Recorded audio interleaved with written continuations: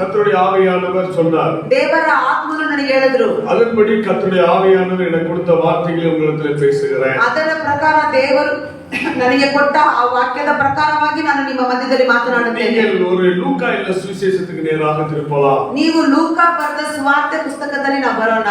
லூக்கா இல்ல சுவிசேஷம் 13வது அதிகாரம். ಲೂಕಾ ಬರೆದ ಪುಸ್ತಕದಲ್ಲಿ 13ನೇ ಅಧ್ಯಾಯ 9வது ವಚನத்திலிருந்து வாசிக்கலாம். 9ನೇ ವಚನದಿಂದ ಓದೋಣ. ಇದಲ್ಲದಿದ್ದರೆ ಇದನ್ನು ಕಡಿದು ಹಾಕಬಹುದು ಎಂದು ಉತ್ತರ ಕೊಟ್ಟನು. ಒಂದಾನೊಂದು ಸಬ್ಬತ್ ದಿನದಲ್ಲಿ ಆತನು ಒಂದು ಸಭಾ ಮಂದಿರದೊಳಗೆ ಉಪದೇಶ ಮಾಡುತ್ತಾ ಇದ್ದನು. ಅಲ್ಲಿ 18 ವರ್ಷಗಳಿಂದ ದೆವ್ವ ಬಡಿದು ಮೈಯಲ್ಲಿ ರೋಗವುಳ್ಳ ಒಬ್ಬ ಸ್ತ್ರೀಯೂ ಇದ್ದಳು. ಆಕೆಯು ನಡುಗೋಗಿ ಹೋಗಿ ಸ್ವಲ್ಪವಾದರೂ ಮೈಯನ್ನು ಮೇಲಕ್ಕೆ ಎತ್ತಲಾರದೆ ಇದ್ದಳು. ಯೇಸು ಆಕೆಯನ್ನು ನೋಡಿ ಹತ್ತಿರಕ್ಕೆ ಕರೆದು ಆಕೆಗೆ, ಅಮ್ಮ, ನಿನಗೆ ರೋಗ ಬಿಡುಗಡೆ ಆಯಿತು ಎಂದು ಹೇಳಿ ಆಕೆಯ ಮೇಲೆ ತನ್ನ ಕೈಗಳನ್ನು ಇಟ್ಟನು. ಇಟ್ಟ ಕೂಡಲೇ ಆಕೆ ನೆಟ್ಟಗಾದಳು, ದೇವರನ್ನು ಕೊಂಡಾಡಿದಳು. ಆದರೆ ಆ ಸಭಾ ಮಂದಿರದ ಅಧಿಕಾರಿಯು ನಡೆದ ಸಂಗತಿಯನ್ನು ನೋಡಿ ಸಬ್ಬತ್ ದಿನದಲ್ಲಿ ಯೇಸು ಸ್ವಸ್ಥ ಮಾಡಿದನಲ್ಲ ಎಂದು ರೋಷಗೊಂಡು, ಜನರಿಗೆ ಕೆಲಸ ಮಾಡುವುದಕ್ಕೆ 6 ದಿವಸಗಳು ಅವೇ ಅಷ್ಟೇ, ಆ ದಿವಸಗಳಲ್ಲಿ ಬಂದು ವಾಸಿ ಮಾಡಿಸಿಕೊಳ್ಳಿರಿ, ಸಬ್ಬತ್ ದಿನದಲ್ಲಿ ಮಾತ್ರ ಬೇಡ ಎಂದು ಹೇಳಿದರು.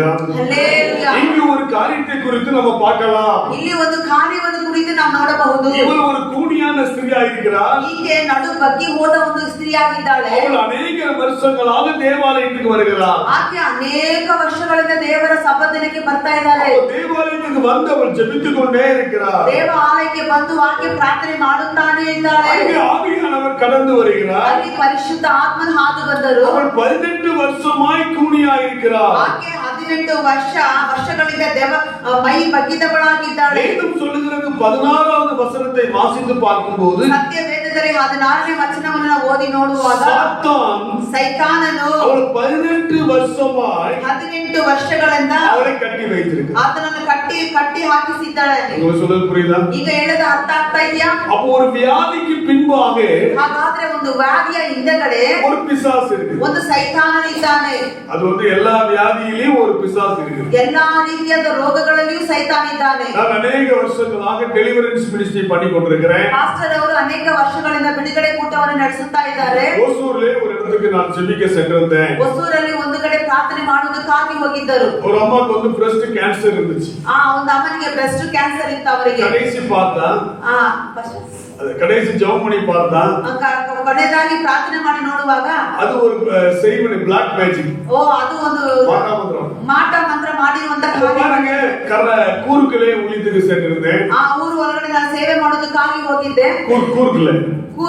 ಕೂರು ಒಳಗಡೆ அங்க பாத்தீங்கன்னா கிட்னி ஃபெயிலியர்ல ஒரு லேடி வந்தாங்க. ಅಲ್ಲಿ ನೋಡುವಾಗ ಕಿಡ್ನಿ ಫೇಲಿಯರ್ ಅಲ್ಲಿ ಒಂದು ಸ್ತ್ರೀ ಅವರು ಬಂದರು. அவருக்கு பாத்தீங்கன்னா அவங்களுடைய வாழ்க்கையில அவங்களுக்கு ஒரு செய்வனை கட்டு இருந்துச்சு. ಅವರ ಜೀವನದಲ್ಲಿ ನೋಡುವಾಗ ಅವರಿಗೆ ಕೂಡ ಒಂದು ಮಾಟ ಮಂತ್ರ ಇತ್ತು. அப்ப பாருங்க, இன்னைக்கு அநேக வியாதிகளை செய்வனின் மூலமாக வருகிறது. ನೋಡಿ, ಲೋಕದಲ್ಲಿ ಅನೇಕ ವ್ಯಾಧಿಗಳು ಮಾಟ ಮಂತ್ರಗಳಿಂದ ಬರ್ತಾ ಇದೆ. அநேக வியாதிகளை பிசாசு கட்டி வைத்துக் கொண்டிருக்கிறார். ಅನೇಕ ವ್ಯಾಧಿಗಳು ಸೈತಾನಿಂದ ಕಟ್ಟಲ್ಪಟ್ಟಿದ್ದಾಗಿದೆ. அப்போ அந்த பிசாசு ஒரு மனிதனை விட்டு போகும்போது ಆ ಸೈತಾನನು ಒಂದು ಮನುಷ್ಯನನ್ನು ಬಿಟ್ಟು ಹೋಗುವಾಗ அவர் விடுதலையாகிறார்.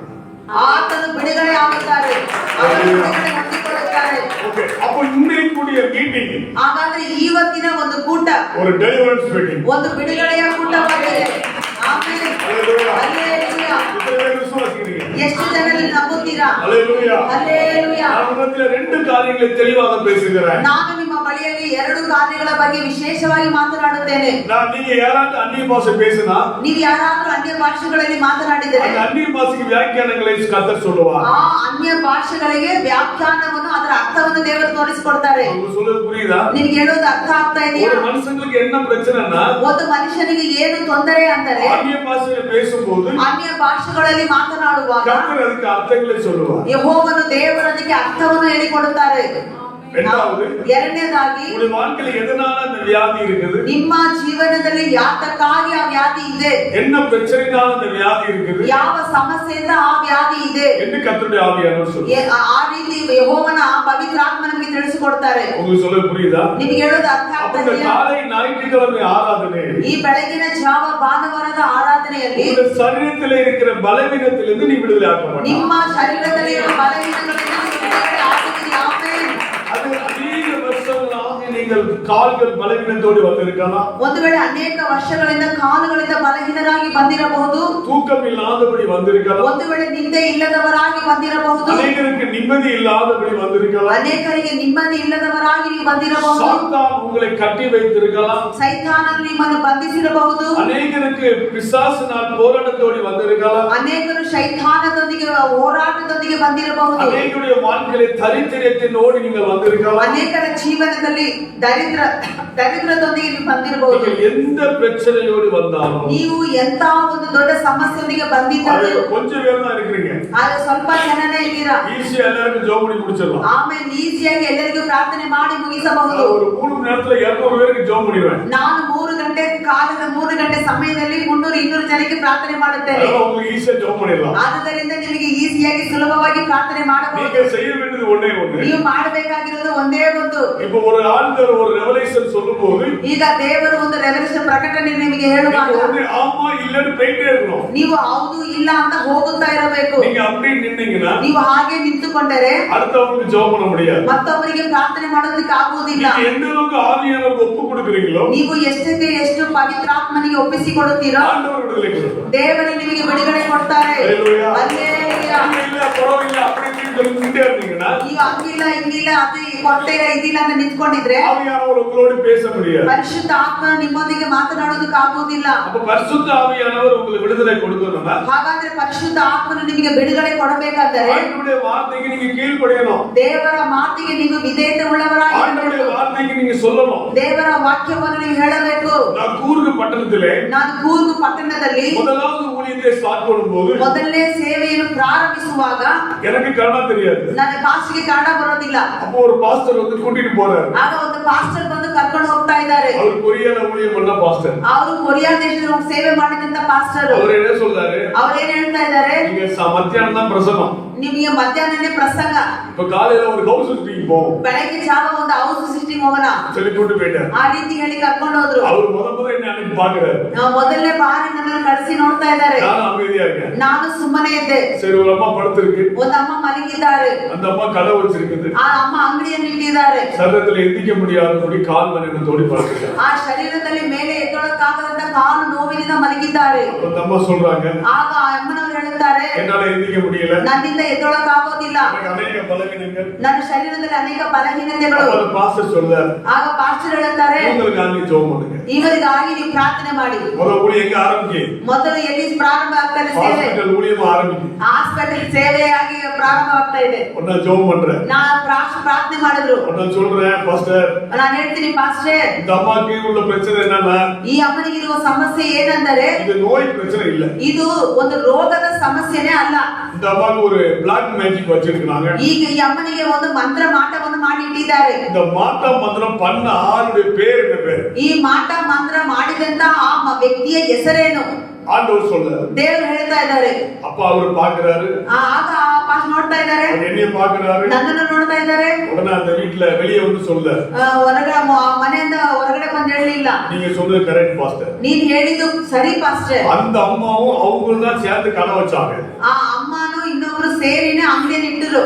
அப்ப பாருங்க, ನೋಡಿ, பரிசுத்த ஆவியானவர் ಪರಿಶುದ್ಧ ಆತ್ಮನು பேரை சொல்றதுக்கு வல்லவராக ಹೆಸರನ್ನು ಕೂಡ ಹೇಳುವುದಕ್ಕೆ ಶಕ್ತನಾಗಿದ್ದಾರೆ. ಆಮೆನ್. நீங்க சொல்றது புரிஞ்சுதா? ನಿಮಗೆ ಹೇಳೋದು ಅರ್ಥ ಆಗ್ತಾ எந்த ಇದೆಯಾ? அளவுக்கு வாஞ்சையோடு இருந்தீங்கன்னா ಹಾಗಾದ್ರೆ ನೀವು ಎಷ್ಟು ಆಸಕ್ತಿ ಉಳ್ಳವರಾಗಿದ್ದರೆ அதுக்கப்புறம் தான் 7 வருஷமா அந்த கூர்க்ல ஊழியம் பண்ணிட்டு இருக்கேன். ಅದಾದ ನಂತರ ನಾನು 7 ವರ್ಷಗಳಿಂದ ಕೂರ್ಗಲ್ಲಿ ಸೇವೆ ಮಾಡ್ತಾ ಇದ್ದೀನಿ. நானே 25 பேருக்கு ஞானசாரம் கொடுத்திருக்கேன். ನಾ ಪಾಸ್ಟರ್ 25 ಜನಗಳಿಗೆ ದೀಕ್ಷಾಸ್ಥಾನವನ್ನು அந்த ಕೊಟ್ಟಿದ್ದಾರೆ. சர்ச்சில் வந்து இப்ப 250 பேர் இருக்கு. ಆ ಸಭೆಯಲ್ಲಿ ಈಗ 79 ಜನ ಇದ್ದಾರೆ. காரணம் என்னன்னா ಹಾಗಾದ್ರೆ ಕಾರಣ ಏನಂದ್ರೆ கர்த்தருக்கு விடுதலை கொடுக்க கொடுக்க ದೇವರು ಬಿಡುಗಡೆ ಕೊಡುತ್ತಾ அநேக ஜனங்கள் சபையிலே வருகிறார்கள். ಅನೇಕ ಜನರು ಸಭೆಗಳು ಸೇರಿಸಲ್ಪಡ್ತಾರೆ. ಹಲ್ಲೆಲೂಯಾ. இந்த சபைக்கு விரோதமாய் வைத்திருக்கிற கட்டு ಈ ಸಭೆಗೆ ವಿರೋಧವಾಗಿ ಇಟ್ಟಲ್ಪಟ್ಟಿರುವ ಬಂಧನಗಳು உடையும். ಅದು ಒಡೆಯಲ್ಪಡುತ್ತದೆ. ಪರಿಶುದ್ಧ ಆತ್ಮನು நம்ம ஒழுங்கா ஜெபம் பண்ணா ನಾವು ಸರಿಯಾಗಿ ಪ್ರಾರ್ಥನೆ ಮಾಡಿದರೆ நமக்கு விரோதமா எல்லா கட்டுகளையும் கர்த்தர் உடைப்பார். ನಮಗೆ ವಿರೋಧವಾಗಿ ಎಲ್ಲ ಬಂಧನಗಳು ದೇವರು ಮುರಿದಾಕುತ್ತಾರೆ. ಮೊದಲನೇದಾಗಿ கட்டு உடை என்ன செய்யணும்? ಬಂಧನ ಮುರಿಯುವುದಕ್ಕೆ ನಾವು ಏನು ಮಾಡಬೇಕು? புரிஞ்சுதா உங்களுக்கு? ಇವಾಗ ಅರ್ಥ ಆಯ್ತಾ ನಿಮಗೆ? சிம்பிளா சொல்லிட்டாரு. ನಾ ಸಿಂಪಲ್ ಆಗಿ ನಿಮಗೆ அப்ப ಹೇಳ್ಕೊಡ್ತೀನಿ. கட்டு உடையணும்னா ಬಂಧನಗಳು ಮುರಿಯಬೇಕಾದರೆ நீங்கள் பரிசுத்தமாகும்போது ನೀವು ಪರಿಶುದ್ಧರಾಗಿರುವಾಗ கட்டு உடையுது. ಆ ಬಂಧನಗಳು ಮುರಿಯಲ್ಪಡುತ್ತದೆ. ಆಮೆನ್. உங்களை பரிசுத்தப்படுத்தும்போது ನಿಮ್ಮನ್ನು ನೀವು ಪರಿಶುದ್ಧ ಮಾಡಿಕೊಳ್ಳುವಾಗ கட்டு உடையுது. ಆ ಬಂಧನಗಳು ಮುರಿಯಲ್ಪಡುತ್ತದೆ. ಆ ಕೀರ್ತನೆ ಭಾಗದಲ್ಲಿ 51வது சங்கீதம் ಕೀರ್ತನೆ 51ನೇ ಕೀರ್ತನೆಯಲ್ಲಿ 3வது வசனத்தை வாசித்து பார்க்கும்போது 3ನೇ ವಚನವನ್ನು ನಾವು ಓದುವಾಗ ನಾನು ದ್ರೋಹಿ ಎಂದು ನಾನೇ ಒಪ್ಪಿಕೊಂಡಿದ್ದೇನೆ. ನನ್ನ ಪಾಪವು ಯಾವಾಗಲೂ ನನ್ನ ಮುಂದೆ ಇದೆ. அப்ப என்ன சொல்றார் தாவீது? என்ன சொல்றாரு? ದಾವೀದನು ಏನು ಹೇಳುತ್ತಿದ್ದಾರೆಂದರೆ என் பாவம் எப்போது எனக்கு முன்பா இருக்கு. ನನ್ನ ದ್ರೋಹವು ನನ್ನ ಪಾಪವು ಯಾವಾಗಲೂ ನನ್ನ ಮುಂದೆ ಇದೆ. அதுதான் எனக்கு பிரச்சனை உண்டாக்குது. ಅದೇ ನನಗೆ ಸಮಸ್ಯೆ ತೊಂದರೆಯನ್ನು ಉಂಟು ಮಾಡುತ್ತಾ ಇದೆ. பவுல் நிருபங்கள்ல சொல்றாரு, ಪೌಲ ಪತ್ರಿಕೆಗಳಲ್ಲಿ ಹೇಳಲ್ಪಡುತ್ತದೆ, ஐயா எனக்கு விரோதமாய் ஒரு பாவம் கிரியை செய்யுது. ಅಯ್ಯ ನನಗೆ ವಿರೋಧವಾಗಿ ಒಂದು ಪಾಪ ಕ್ರಿಯೆ ಮಾಡ್ತಾ ಇದೆ. அப்படி பவுல் சொல்றாரு. ಆ ರೀತಿ ಪೌಲ ಹೇಳುತ್ತಿದ್ದಾರೆ. அந்த காலவேளையில ಈ ಬೆಳಗಿನ ಜಾವದಲ್ಲಿ உங்களுடைய வாழ்க்கையில ನಿಮ್ಮ ಜೀವನದಲ್ಲಿ எதெல்லாம் நீங்க அறிக்கையிடாம இருக்கிறீங்க? ಯಾವುದೆಲ್ಲ ನೀವು ಅರಿಕೆ ಮಾಡದೇ ಇದ್ದೀರಾ? சிலவங்க வந்து அறிக்கையிட மறந்துருப்பாங்க. ಕೆಲವರು ಅರಿಕೆ ಮಾಡುವುದಕ್ಕೆ ಮರೆತಿರ್ತೇವೆ. சிலவங்க நான் பாவமே செய்யலன்னு சொல்லுவாங்க. ಕೆಲವರು ನಾನು ಪಾಪನೇ ಮಾಡಲಿಲ್ಲ ಅಂತಾರೆ. பரிசுத்த யாருமே கிடையாது சொல்லுவாங்க. ನನ್ನ ಹಾಗೆ ಪರಿಶುದ್ಧ ಯಾರು ಇಲ್ಲ ಅಂತ ಹೇಳ್ತಾರೆ. கர்த்தட்ட வந்து ஃபர்ஸ்ட் ஒத்துக்கணும். ಮೊದಲು ದೇವರ ಬಳಿಯಲ್ಲಿ ಬಂದು ಒಪ್ಪಿಕೊಳ್ಳಬೇಕು. ಯೇಸುವೇ ನೀ ಪರಿಶುದ್ಧಪಡು. ಯೇಸುವೇ ನನ್ನನ್ನು ಪರಿಶುದ್ಧ ಮಾಡು. ಪಾಪத்தை மன்னி. ನನ್ನ ಪಾಪಗಳನ್ನು ಕ್ಷಮಿಸು. எந்த பாவம் செஞ்சாலும் ನಾನು ಎಂತ ಒಂದು ಪಾಪವನ್ನು ಮಾಡಿದರೂ சமூகத்தில் சொல்லும்போது ನಿಮ್ಮ ಸಮ್ಮುಖದಲ್ಲಿ ನಾನು ಹೇಳುವಾಗ கர்த்தர் பாவத்தை மன்னி. ಆಮೆನ್. ದೇವರು ನನ್ನ ಪಾಪವನ್ನು ತೊಳೆದು ಶುದ್ಧಿ ಮಾಡುತ್ತಾನೆ. அந்த பாவத்தை மன்னிப்பதற்கு அவர் வல்லவராய் இருக்கிறார். ಆ ಪಾಪವನ್ನು ನಮಗೆ ಕ್ಷಮಿಸುವುದಕ್ಕೆ ಆತನು ಶಕ್ತನಾಗಿದ್ದಾನೆ. அந்த பாவம் மன்னிக்கும்போது ಆ ಪಾಪವು ಕ್ಷಮಿಸಲ್ಪಡುವಾಗ அவங்க விடுதலை ஆவாங்க. ಅನೇಕ ಬಿಡುಗಡೆ ಆಗುತ್ತಾರೆ. Amen amen. புரியுதா உங்களுக்கு? ಅರ್ಥ ಆಗ್ತಾ ಇದೆಯಾ? ஒரு சமயத்திலே ಒಂದು ಸಭೆಯಲ್ಲಿ ரெண்டு மந்திரவாதிகள் ஒரு ஊர்ல இருக்கிறார்கள். ಎರಡು ಮಂತ್ರವಾದಿಗಳು ಒಂದು ಊರಲ್ಲಿ ಇದ್ದಾರೆ. அந்த ஊர்லயும் ஒரு விசுவாசி இருக்கிறார். ಆ ಊರಲ್ಲಿ ಕೂಡ ಒಂದು அந்த ವಿಶ್ವಾಸಿಗಳಿದ್ದಾರೆ. விசுவாசி சைக்கிளில் போய் கொண்டிருக்கிறார். ಆ ವಿಶ್ವಾಸಿ ಸೈಕಲ್ ಅಲ್ಲಿ ಪ್ರಯಾಣ ಮಾಡ್ತಿದ್ದಾರೆ. சின்ன மந்திரவாதி சொல்லுகிறார், ಆಗ ಚಿಕ್ಕ ಮಂತ್ರವಾದಿ ಹೇಳುತ್ತಾರೆ, ஐயாவை பார்த்து வணக்கம் போட்டுட்டு போக சொல்றோம். ಆ ಅಯ್ಯವನ್ನು ನೋಡಿ ನೀನು ನಮಸ್ಕಾರ ಮಾಡಿ ಹೋಗು. எல்லாம் சொல்ல புரியுதா? ಅರ್ಥ ಆಗ್ತಾ ಇದೆಯಾ? உடனே இவர் சொல்றாரு, ತಕ್ಷಣವೇ ಆತನು ಹೇಳುತ್ತಿದ್ದಾನೆ, இயேசுவை தவிர ಯೇಸುವನ್ನು ತಪ್ಪ வேற யாரையும் கும்பிட மாட்டேன் ನಾನು ಬೇರೆ ಯಾರನ್ನು ನಮಸ್ಕರಿಸುವುದಿಲ್ಲ அப்படின்னு சொல்லிட்டாரு. ಆ ರೀತಿ ಹೇಳಿ ಆಯ್ತು. உடனே பெரிய மந்திரவாதி சொன்னாரு, ತಕ್ಷಣವೇ ದೊಡ್ಡ ಮಂತ್ರವಾದಿ ಹೇಳಿದ್ರು, இந்த 40 நாள்ல ಇನ್ನು 40 ದಿನಗಳಲ್ಲಿ நீ ரத்தம் கக்கி செத்து போயிருவ ನೀನು ರಕ್ತವಾಂತಿ ಮಾಡಿ ನೀನು ಸತ್ತು ಹೋಗುವಿ அப்படின்னு சொல்லிட்டாரு. ಆ ರೀತಿ ಹೇಳಿ ಆಯ್ತು. நல்லா கவனிச்சிட்டோம். ಚೆನ್ನಾಗಿ ಗಮನಿಸಿ. நீதிமொழிகள் 26:2 சொல்லுது, ಜ್ಞಾನೋಕ್ತಿಗಳು 26:2 ಹೇಳುತ್ತದೆ, காரணம் இல்லாம இட்ட சாபம் தங்காது. ಕಾರಣವಿಲ್ಲದೆ ಇಡುವಂತ ಶಾಪವು ನಮಗೆ ಫಲಿಸದು. அல்லேலூயா. அல்லேலூயா. நம்முடைய அவங்க என்ன பண்ணாரு? ತಕ್ಷಣವೇ ಏನ್ ಹೇಳಿದ್ರು? அந்த விசுவாசி நேரா போனாரு. ಆ ವಿಶ್ವಾಸಿ ನೇರವಾಗಿ ಹೋದ್ರು. ஆண்டவர்ட்ட 3 நாள் உபவாசம் போட்டாரு. ದೇವರ ಬಳಿಯಲ್ಲಿ 3 ದಿನ ಉಪವಾಸ ಮಾಡಿದರು. ஆண்டவரே, ದೇವರೇ, என்ன காரியம் பண்ணாலும் மன்னியும். ನಾನು ಎಂತ ಒಂದು ಕಾರ್ಯವನ್ನು ಮಾಡಿದ್ರು ನನ್ನನ್ನು ಕ್ಷಮಿಸು. இவரு என்ன ரத்தம் கக்கி செத்து போயிருவேன்னு சொல்லிட்டாரு. ಈ ಮನುಷ್ಯ ನನ್ನನ್ನು ರಕ್ತವಾಂತಿ ಮಾಡಿ ಸತ್ತು ಹೋಗಿವೆ ಅಂತ ಹೇಳಿದ್ದಾರೆ. பெரிய தேவனா இருக்கிறீங்க. ಆದ್ರೆ ನೀನು ದೊಡ್ಡ ದೇವರಾಗಿದ್ದೀರಾ.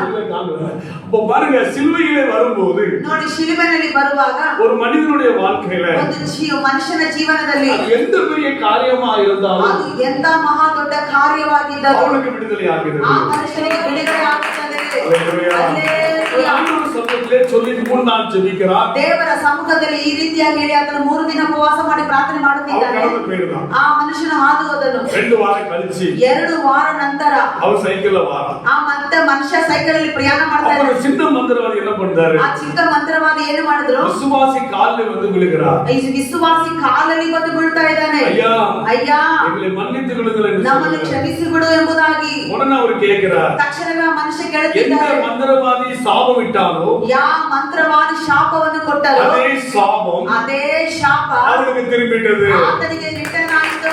அல்லேலூயா. அல்லேலூயா. நல்லா கவனிங்க. ಚೆನ್ನಾಗಿ ಗಮನಿಸಿ. அந்த மனிதனுடைய வாழ்க்கையிலே ಆ ಮನುಷ್ಯನ ಜೀವನದಲ್ಲಿ அவன் ரத்தம் கேக்கி செத்து போயிட்டான். ಆ ದೊಡ್ಡ ಮಂತ್ರ ರಕ್ತವಾಂತಿ ಮಾಡಿ ಸತ್ತು ಹೋದನು. காரணம் என்ன? ಅದಕ್ಕೆ ಕಾರಣವೇನು? இந்த சாபத்தை முறியடிக்கிறவர் ஆண்டவர். Amen amen. ಶಾಪಗಳನ್ನು ಮುರಿದಾಕುವ ದೇವರ தேவன் தெளிவான காரியத்தை சொல்லுகிறது. ದೇವರು ನಮಗೆ ಸತ್ಯವೇದ ಸ್ಪಷ್ಟವಾದ ಕಾರ್ಯ ஒரு ಹೇಳುತ್ತಾರೆ. மனிதன் பரிசுத்தமாகும்போது ಒಂದು ಮನುಷ್ಯನ ಪರಿಶುದ್ಧವಾಗುವಾಗ முதலாவது கட்டு உடையும். ಆಮೇಲೆ ಮೊದಲನೇದಾಗಿ ಬಂಧನಗಳು ಮುರಿಯಲ್ಪಡುತ್ತದೆ. அல்லேலூயா. அல்லேಲೂಯಾ. உங்க வாழ்க்கையில தெரியாம இருக்கலாம். ಒಂದು ವೇಳೆ ಅದು ನಮ್ಮ ಜೀವನದಲ್ಲಿ ಗೊತ್ತಿಲ್ಲದೆ ಇರಬಹುದು, எந்த காரியமா இருக்கலாம், ಅದು ಎಂತ ಒಂದು ಕಾರ್ಯವಾಗಿರಬಹುದು. அத பத்தி கவலைப்படாத. ಅದರ ಬಗ್ಗೆ ನೀನು ಚಿಂತೆ ಮಾಡಬೇಡ. ஆண்டவர்ட்ட நீ மன்னி சொல்லிரு. ದೇವರ ಬಳಿಯಲ್ಲಿ ಬಂದು ನನ್ನನ್ನು ಕ್ಷಮಿಸು ಅಂತ ಹೇಳು. ದೇವರು ಮೊದಲು ನಿಮಗೆ ಬಿಡುಗಡೆಯನ್ನು ಕೊಡ್ತಾರೆ. இரண்டாவது விடுதலை எப்படி வருது? ಎರಡನೇ ಬಿಡುಗಡೆ ಹೇಗೆ ಬರುತ್ತದೆ? நீங்கள் ஆண்டவரை விசுவாசிக்க வேண்டும். ಆಮೇಲೆ ನೀವು ದೇವರನ್ನು ನಂಬಬೇಕು. ஆண்டவரால செய்ய முடியும். ದೇವರಿಂದ ಇದು ಮಾಡುವುದಕ್ಕೆ ಸಾಧ್ಯ ಉಂಟು. எனக்கு அற்புதம் செய்வார். ದೇವರು ನನಗೆ ಅದ್ಭುತವನ್ನು ಮಾಡುತ್ತಾರೆ. நாளைக்கல்ல, ನಾಳೆಗಲ್ಲ, இப்போ, ಈಗಲೇ, இந்த நிமிஷம் ಈ ಕ್ಷಣವೇ எனக்கு விடுதலை ನನಗೆ ಬಿಡುಗಡೆ. அப்படின்னு நம்பும்போது ಆ ರೀತಿ ನೀವು ನಂಬುವಾಗ கர்த்தர் விடுதலை கொடுப்பார். ದೇವರು ಬಿಡುಗಡೆಯನ್ನು அப்போ ಕೊಡ್ತಾರೆ. விசுவாசம் உங்களுக்குள்ள வரும்போது ಆ ರೀತಿಯಾದ ನಂಬಿಕೆ ನಿಮ್ಮ ಒಳಗಡೆ ಬರುವಾಗ ஆண்டவர் விடுதலை கொடுக்கிறார். ದೇವರು ನಿಮಗೆ அப்போ ಬಿಡುಗಡೆಯನ್ನು ಕೊಡ್ತಾರೆ. விசுவாசம் நம்முடைய வாழ்க்கையில குறைபடும் போது ನಂಬಿಕೆ ನಮ್ಮ ಜೀವನದಲ್ಲಿ ಕೊರತೆ ಪಡುವಾಗ அந்த அற்புதம் நடக்க மாட்டேங்குது. ಆ ಅದ್ಭುತಗಳು ನಡೆಯುವುದಿಲ್ಲ. விசுவாசம் உங்களுடைய வாழ்க்கையில அற்புதம் நடக்கணும்னா ನಿಮ್ಮ ಜೀವನದಲ್ಲಿ ಅದ್ಭುತಗಳು ನಡೆಯಬೇಕೆಂದರೆ நீங்க விசுவாசம் அதிகமா வேணும். ನಿಮ್ಮ ನಂಬಿಕೆ ಇನ್ನೂ ಹೆಚ್ಚಾಗಿ ಆಳವಾಗಿರಬೇಕು. அப்ப நீங்க ஆண்டவர் மேல அளவுகளத நம்பிக்கை வைக்கும் போது ನೀವು ದೇವರ ಮೇಲೆ ಹೆಚ್ಚಾದ ಒಂದು ನಂಬಿಕೆ ನಿಡುವಾಗ இந்த நிமிஷத்துல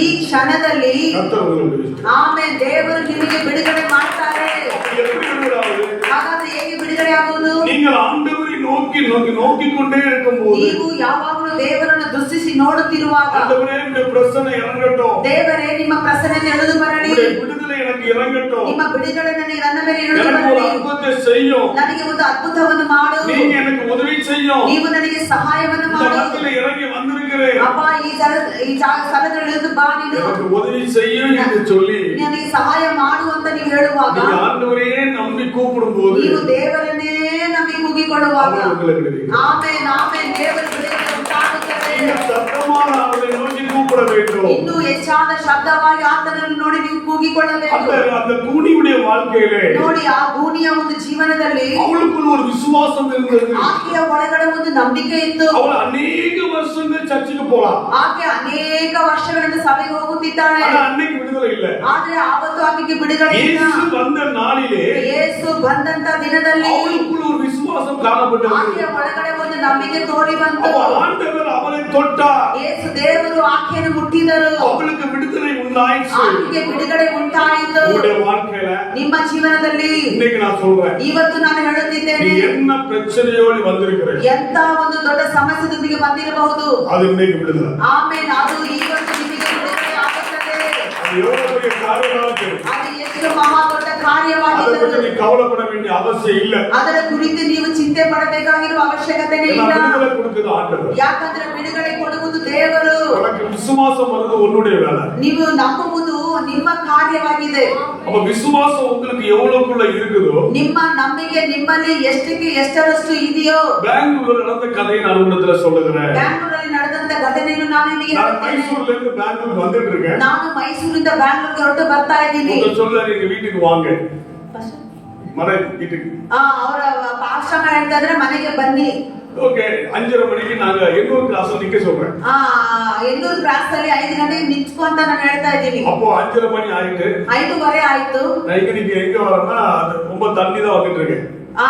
ನಾನು ಅದನ್ನು ದಾಟಿ ಬರ್ತಾ ಇದ್ದೀನಿ. அப்ப நான் சொல்றேன், ನಾನು ಹೇಳ್ತಾ ಇದ್ದೀನಿ, நான் உங்க வீட்டுக்கு வர முடியாது, ನಾನು ನಿಮ್ಮ ಮನೆಗೆ ಬರಕ್ ಆಗೋದಿಲ್ಲ, டைம் இல்ல, ಸಮಯ ಇಲ್ಲ. இப்பவே மணி 5:30. ಈಗ ಸಮಯ 5:30. உங்க வீட்டுக்கு வர்றதுக்கு 6:30 7 மணி ஆயிடும். ನಿಮ್ಮ ಮನೆಗೆ ಬರುವುದಷ್ಟೊತ್ತಿಗೆ 6-7 ಆಗುತ್ತದೆ. நீங்க ரோட்ல நிக்காதீங்க, போங்கன்னு ನೀವು சொன்னாரு. ರೋಡ್ ಅಲ್ಲಿ ನಿಂತ್ಕೋಬೇಡಿ, ನೀವು ಹೋಗಿ ಅಂತ. அவர் சொன்னாரு, இல்ல மாஸ்டர், ಅವ್ರು ಹೇಳಿದ್ರು, ಇಲ್ಲ ಮಾಸ್ಟರ್, 7 மணி ஆனாலும் நிக்கிறேன்னு சொல்லிட்டேன். 7 ಗಂಟೆ ಆದ್ರೂ ನಾನು ನಿಂತು ಇಲ್ಲೇ இப்ப ಇರ್ತೀನಿ. எனக்கு என்ன ஆயிட்டு, ಇವಾಗ ನನಗೇನಾಯ್ತು, ரொம்ப கஷ்டமா போயிட்டு. ತುಂಬಾ ಕಷ್ಟವಾಯ್ತು. 7 மணி ஆச்சு, 7 ಗಂಟೆ ಆಯ್ತು. அவர் போன் அடிக்காரு, ಅಮ್ಮ ಫೋನ್ ಫೋನ್ நான் ಮಾಡಿ, இன்னும் இறங்கல. ನಾನು ಇನ್ನ ಬಸ್ಸಿನ ಇಳಿದಿಲ್ಲ. எனக்கு ரொம்ப கஷ்டமா போயிட்டு. ನನಗೂ ತುಂಬಾ ಕಷ್ಟವಾಯ್ತು. கடைசி 7:30 மணி ஆகுது. ಕೊನೆಯದಾಗಿ 7:30 ಆಯ್ತು. எனக்கு ரொம்ப ஒரு மனசு வேதனையாச்சு. ನನಗೆ ತುಂಬಾ ಮನಸ್ಸು ಕಷ್ಟವಾಯ್ತು. அப்ப நான் சொல்றேன் ஆண்டவர்ட்ட, ಆಗ ನಾನು ದೇವರ ಬಳಿ ಹೇಳ್ತಿದ್ದೀನಿ, ஆண்டவரே இந்த ஆளு 5:30 மணில இருந்து 7:30 மணி வரை நிக்கான்.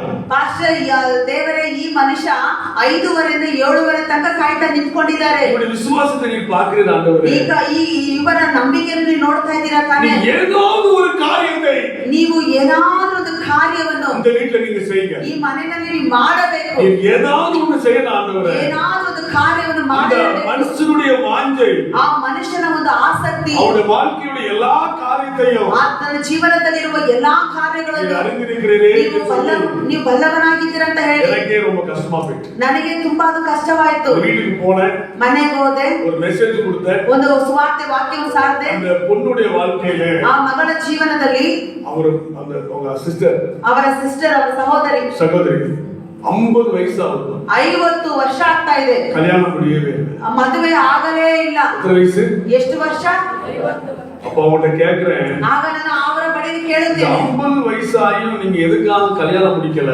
50 ವರ್ಷವಾದರೂ ಯಾಕೆ ನೀವು ಮದುವೆಯನ್ನು ಮದುವೆ ಮಾಡಿಕೊಳ್ಳಲಿಲ್ಲ? அப்ப அவங்க சொல்றாங்க, ಆಗ ಅವರು ಹೇಳುತ್ತಿದ್ದಾರೆ, அப்படி இப்படி கஷ்டம் அப்படி இப்படி நிறைய கதை சொல்றாங்க. ಅವರು ಕಷ್ಟ ಅದು ಇದು ಏನೇನೋ ಅನೇಕ ಕಥೆಗಳನ್ನು ಹೇಳುತ್ತಿದ್ರು. அப்ப நான் சொன்னேன், இதெல்லாம் எதுவுமே கிடையாது, ಇದೆಲ್ಲ ಏನು ಇಲ್ಲ, ஏதோ ஒரு பிசாசு ಯಾವುದೋ ಒಂದು ಸೈತಾನನು உங்களை கட்டி வச்சு ನಿಮ್ಮನ್ನು ಬಂಧಿಸಿಟ್ಟಿದ್ದಾನೆ, நீங்க அதை நம்புறீங்களா? ನೀವು ಅದನ್ನು ನಂಬುತ್ತೀರಾ ಅಂತ ಕೇಳಿದೆ.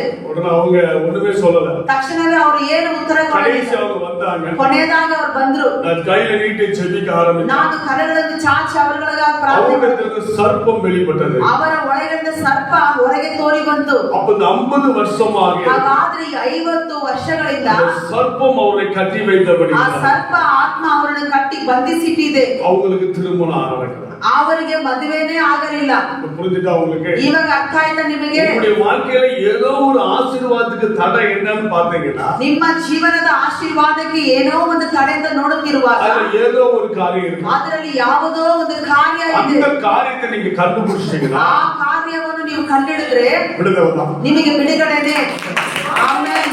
அப்போ அந்த ஆண்டவர் சொல்றாரு, ಹಾಗಾದ್ರೆ ಆಗ ದೇವರು அப்போ அந்த ಹೇಳುತ್ತಿದ್ದಾರೆ, அம்மாவுடைய விசுவாசம் ಅವರ ಆ ಅಮ್ಮನವರ ನಂಬಿಕೆ அவரை விடுவிச்சு. ಅವರನ್ನ ಬಿಡುಗಡೆ ಮಾಡ್ತು. அப்போ உங்களுக்கு சொல்ல புரியுதா? ಈಗ ಅರ್ಥ ಆಗ್ತಾ ಇದೆ அந்த ನಿಮಗೆ? வேலைக்காரன் சொல்லுகிறார், ಆ ಕೆಲಸಗಾರ ಹೇಳುತ್ತಿದ್ದಾನೆ, ஆண்டவரே நீ ஒரு வார்த்தை சொல்லும். ದೇವರೇ ನೀನು ಒಂದು ಮಾತನ್ನು அந்த ಹೇಳಿದ್ರೆ நூற்றுக்கு ಸಾಕು. அதிபதி சொல்லுவார், என் வேலைக்காரன் சுகமாவான். ಆ ಶತಾಧಿಪತಿ ಹೇಳುತ್ತಿದ್ದಾರೆ, ನನ್ನ அப்ப ಅವನಿಗೆ ಕೆಲಸಗಾರ ವಿಶ್ವಾಸ. ನೋಡಿ ಆ ಮನುಷ್ಯನ ಒಳಗಡೆ ಇರುವ ನಂಬಿಕೆ.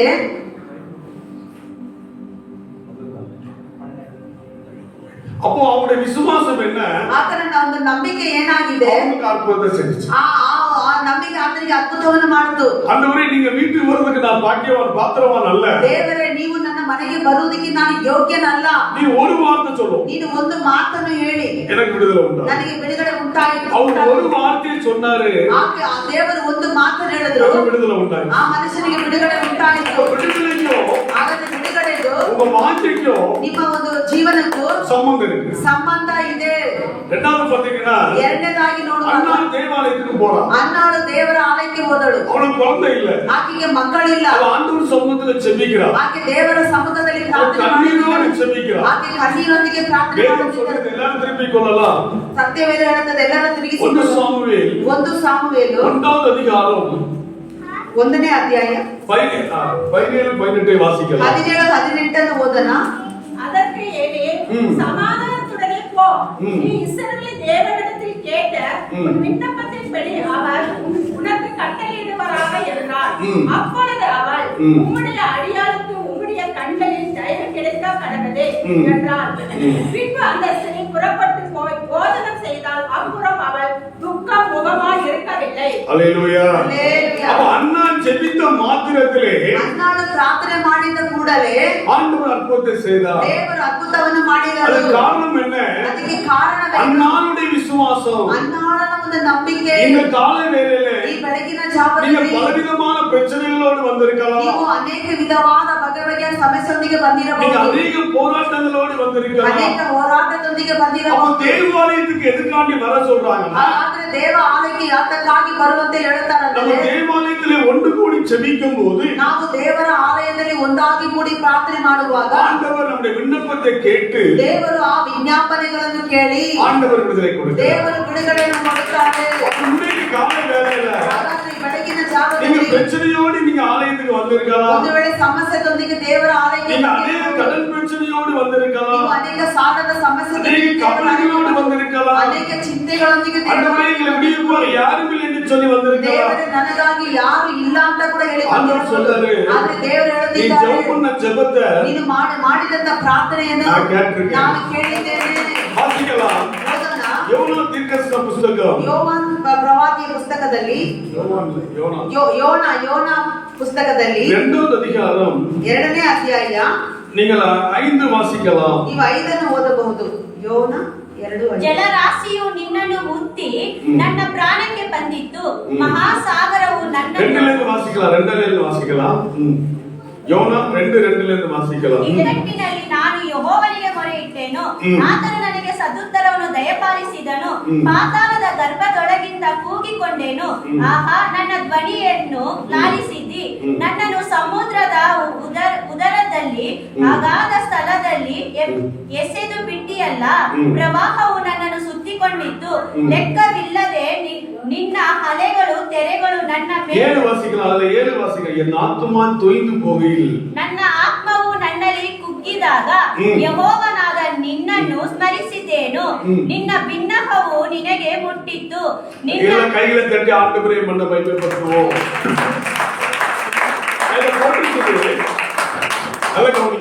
ನಾವೀಗ ಗಮನಿಸಿ, என்னுடைய ஜெபம் ನನ್ನ ಒಂದು ಪ್ರಾರ್ಥನೆ உங்களுடைய ஆலயத்திலே வருவதா, ನಿಮ್ಮ ಆಲಯಕ್ಕೆ ಮುಟ್ಟಿದೆ அப்படி நீ ஜெபம் பண்ற. ಆ ರೀತಿ ಮನುಷ್ಯ ಪ್ರಾರ್ಥನೆ ಮಾಡ್ತಿದ್ದಾನೆ. ಈ ಮನುಷ್ಯ ಎಲ್ಲಿಂದ ಪ್ರಾರ್ಥನೆ ಮಾಡುತ್ತಿದ್ದಾನೆ? கடலுக்கு அடியில ಸಮುದ್ರದ ಆಳದಲ್ಲಿ ನೀರುக்குள்ள இருந்து ஜெபம் பண்ற. ನೀರಿನ ಒಳಗಡೆಯಿಂದ ಪ್ರಾರ್ಥನೆ ಮಾಡುತ್ತಿದ್ದಾನೆ. ஜெபம் உங்களுடைய ஆலயத்துக்கு வருவதாக சொல்றான். ನನ್ನ ಬಿನ್ನಹವು ನಿನ್ನನ್ನು ಆಲಯಕ್ಕೆ ಬರಲಿ ಎಂಬುದಾಗಿ ஜெபம் பண்ண ಮಾತ್ರத்துல ಈತನು ಪ್ರಾರ್ಥನೆ ಮಾಡಿದ பத்துல என்ன சொல்லுது?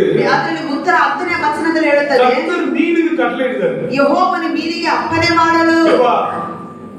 அவன் ஜெபம் வந்து எனக்கு வந்துட்டு, ನೋಡು ಆತನ ಪ್ರಾರ್ಥನೆ ನನಗೆ ಬಂದು ಕೇಳಿದೆ, நீ அவனை போய் விடுவிச்சிருந்து, ನೀನು ಆತನನ್ನು ಹೋಗಿ ಬಿಡುಗಡೆ ಮಾಡಬೇಕು. வசனம் சொல்லுது, ವಚನ ಹೇಳುತ್ತಾ ಇದೆ, அந்த மீனுக்கு கட்டளையிட்டா, ಆ ಮೀನಿಗೆ ಅಪ್ಪಣೆ ಕೊಟ್ಟ அந்த ಕೂಡಲೇ மீன் என்ன பண்ணுச்சு? ಆ ಮೀನು ಏನು ಮಾಡಿದಂತೆ, யோனாவை கட்டினது. ಅದು ಯೋನನನ್ನು ಒಣಗಲಲ್ಲಿ கால வேளையில ಈ ಬೆಳಗಿನ நீ ಜಾವದಲ್ಲಿ மிகுந்த கடன் பிரச்சனையோடு வந்திருக்கலாம். ನೀನು ಏರಾಳವಾದ ಸಾಲದ அது ಸಮಸ್ಯೆ, எவ்வளவு லட்சங்கள் இருக்கலாம். ಅದು ಎಷ್ಟೇ ಲಕ್ಷಗಳಿರಬಹುದು. ஆனா கர்த்தர் சொன்னாரு, ಆದ್ರೆ ದೇವರು நீ ಹೇಳಿದ್ದಾರೆ, ஆலயத்துல வந்து விண்ணப்பம் பண்ணும்போது ನೀನು ದೇವರ ಆಲಯದಲ್ಲಿ ಬಂದು ವಿಜ್ಞಾಪನೆ உன்னுடைய ಮಾಡುವಾಗ கஷ்டத்தை கர்த்தர் மாத்துறார். ನಿನ್ನ ಕಷ್ಟಗಳನ್ನು ದೇವರು ಬದಲಾಯಿಸುತ್ತಾರೆ. அவர் சொன்ன கட்டாயம் மாறும். ಆತ ಹೇಳುವಾಗ ಅದು ಖಂಡಿತ அவருடைய ಮಾಡುತ್ತದೆ. வார்த்தைக்கு வல்லமை இருக்கு. ಆತನ ಮಾತಿಗೆ ಶಕ್ತಿ ಉಂಟು. அவருடைய வார்த்தைக்கு வல்லமை இருக்குது. ಆತನ ದೇವರ ಮಾತಿಗೆ நம்ம ಶಕ್ತಿ காலையில ಉಂಟು. ஆலயத்துல வந்திருக்கிறோம். ಆದ್ರೆ ನಾವೆಲ್ಲರೂ ಭಾರತದೊಂದಿಗೆ ದೇವರ ಆಲಯಕ್ಕೆ ಬಂದಿದ್ದೀವಿ. இயேசு அற்புதங்களை செய்தாரு. ಆಮೇಲೆ ದೇವರ ಅದ್ಭುತಗಳನ್ನು அவர் ಮಾಡುತ್ತಿದ್ದಾನೆ. மத்தியில் இறங்கி வந்திருக்கிறாரு. ಆತನು ನಮ್ಮ ಮಧ್ಯದಲ್ಲಿ ಇಳಿದು அப்படி ಬಂದಿದ್ದಾನೆ. சொல்லும்போது ಆ ರೀತಿ ಹೇಳುವಾಗ, அண்ணனே கடன் பிரச்சனை மாத்துங்கப்பா, ದೇವರೇ ನನ್ನ ಸಾಲದ ಸಮಸ್ಯೆ என் வாழ்க்கையை மாத்துங்கப்பா, ನನ್ನ ಜೀವನವನ್ನು என்று ಬದಲಾಯಿಸು. சொல்லி விசுவாசத்தோடு கூப்பிடும் போது ಆ ರೀತಿ ಹೇಳಿದ್ದು ನಂಬಿಕೆಯಿಂದ ದೇವರ ಮೇಲೆ ಆண்டವರು ಬಿಡುಗಡೆ ಬಿಡುಗಡೆ ಮಾಡು. ಆಮೇಲೆ ದೇವರೇ ನಿಮ್ಮನ್ನು ಬಿಡುಗಡೆ ಮಾಡುತ್ತಾರೆ. நீ பரிசுத்தமாகணும் சொன்னாரு. ಒಂದು ವೇಳೆ ಮೊದಲು ದೇವರಿಗೆ ಪರಿಶುದ್ಧವಾಗಬೇಕೆಂದು, இரண்டாவது உனக்கு விசுவாசம் இருக்குன்னு சொல்றாரு. ಎರಡನೇದಾಗಿ ನಿನಗೆ ನಂಬಿಕೆ ಇರಬೇಕೆಂದು ಹೇಳುತ್ತಿದ್ದಾರೆ. மூணாவது உனக்கு என்ன சொல்றாரு? ಮೂರನೇದಾಗಿ ನಿನಗೆ ಏನು நீங்க ಹೇಳುತ್ತಿದ್ದಾರೆ? பயபக்தியா காணப்படணும். ನೀನು ಭಯ ಭಕ್ತಿ ಉಳ್ಳವನಾಗಿ ಕಾಣ ತೋರಿ ಬರಬೇಕು. பயபக்தினா என்ன? ಭಯ ಭಕ್ತಿ ಅಂದ್ರೆ ಏನು? பயபக்தினா என்ன? ಭಯ ಭಕ್ತಿ ಅಂದ್ರೆ ಏನು ಅಂದ್ರೆ கர்த்தர் மேலே வைராக்கியம் வைப்பது. ದೇವರ ಮೇಲೆ ವೈರಾಗ್ಯ ಇಡುವುದು. இன்னைக்கு அநேக ஜனங்களுக்கு ಇವತ್ತು ಅನೇಕ ಜನಗಳಿಗೆ கர்த்தர் மேல என்ன கிடையாது? ದೇವರ ಮೇಲೆ ಏನಿಲ್ಲ, வைராக்கியம் கிடையாது. ವೈರಾಗ್ಯ ಇಲ್ಲ. தேவன் மேல வைராக்கியம் இருக்கணும். ದೇವರ ಮೇಲೆ ವೈರಾಗ್ಯ ಇರಬೇಕು. தேவன் மேல வைராக்கியமா இருக்கும்போது ದೇವರ ಮೇಲೆ ನಾವು ವೈರಾಗ್ಯ ಉಳ್ಳವರಾಗಿ தேவன் அற்புதங்களை செய்கிறார். ಆಮೇಲೆ ದೇವರು ಅದ್ಭುತಗಳನ್ನು நான் ಮಾಡುವವನಾಗಿದ್ದಾನೆ. அநேக ஜனங்களை குறித்து சொல்ல முடியும். ನಾನು ಅನೇಕ ಜನರ ಕುರಿತು ಹೇಳಬಹುದು. இந்த காலை வேளையில ಈ ಬೆಳಗಿನ ಜಾವದಲ್ಲಿ உன்னுடைய வாழ்க்கையில ನಿಮ್ಮ ಜೀವನದಲ್ಲಿ கர்த்தரை குறித்து பக்தி வைராக்கியம் இருக்குதா? ನೀನು ಯೆಹೋವನ ಬಗ್ಗೆ ಭಕ್ತಿ ವೈರಾಗ್ಯ ಉಳ್ಳವರಾಗಿರಬೇಕು. உன்னை பக்தி வைராக்கியத்தினால ನಿನ್ನ ಭಕ್ತಿ ವೈರಾಗ್ಯದಲ್ಲಿ உனக்கு என்ன பிரச்சனை வந்தாலும் ನಿನಗೆ ಏನೇ ಸಮಸ್ಯೆ ಬಂದರೂ கர்த்தர் விடுவிக்கிறார். ಆಮೇಲೆ ಯೆಹೋವನೇ ಬಿಡುಗಡೆ ಮಾಡುತ್ತಾರೆ. ஏன்னா பக்தி வந்து கர்த்தரை வசனம் சொல்லுது. சங்கீதம் 12:2 வாசிக்கலாம். ಕೀರ್ತನೆ ಭಾಗ 12:2 ಹೇಳುತ್ತದೆ ವಚನ. ಪ್ರತಿಯೊಬ್ಬರು ನೆರೆಯವರೊಡನೆ ಉಸಿಯನಾಡುತ್ತಾರೆ. ಅವರು ವಂಚನೆಯ ತುಟಿಗಳಿಂದ ಹೊರಗೊಂದು ಒಳಗೊಂದು ಮಾತಾಡುತ್ತಾರೆ. ಯೆಹೋವನೇ ರಕ್ಷಿಸು, ಭಕ್ತರು ಮುಗಿದು ಹೋಗಿದ್ದಾರೆ. அப்ப பாருங்க, பக்தி உள்ளவன் அற்று போகிறான் என்று வேதம் சொல்லுகிறது. ನೋಡಿ, ಭಕ್ತಿ ಉಳ್ಳವರು ಮುರಿದು ಹೋಗುತ್ತಿದ್ದಾರೆ ಎಂಬುದಾಗಿ ವಚನ அப்ப பாருங்க, ಹೇಳುತ್ತಾರೆ. இன்னைக்கு பக்தி உள்ளவன் நிறைய பேர் இல்ல.